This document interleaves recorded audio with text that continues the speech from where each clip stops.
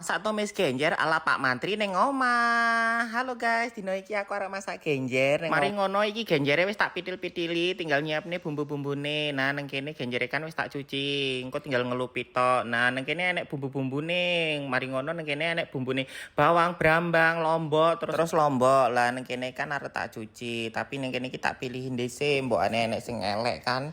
Engko terus tak buang. Nah, neng kene tak cuci. Dan kuman-kuman iki ilang kabeh ngono lho, resi mulane kan ben ora lara weteng kang dipangan kan yo. Padha karo aku nek arek nganu bumbu iki dicuci dhisik ngono. Nah, mari ngono ning kene ulek-ulekane karo cowek iki wis tak siapne, tinggal nglebok-nglebokne bumbu-bumbune blang-bleng, bawang putih, bawang abang, terus lombok ning kene dadi siji yo. Aja lali dikeki uyah bene penak engko nguleke ben ora lunyu. Nah, terus ning kene diulek-ulek sampai lembut. Ujuk-ujuk ning kene bumbune wis lembut wae, mari ngono ning kene wis rampungan. Nah, terus iki aku tak nyiapne wajan, tinggal dituangke minyake, aja akeh-akeh engko ndak klomoh. Nah, mari ngono bumbune iki ya dicelup-celupne kabeh nang kono dikongseng-kongseng sampai mateng, aja ngampi sampai gosong ya. Bakno nang kene iki sayuran iki wis tak brukne wae ya wis tinggal ngulek-ngulek ngono kuwi wae, kongsang-kongseng sampai mateng kok mari ngono diangkat nek wis mateng. Nah, iki wis mateng to, tinggal diadahi ning nggon adahi.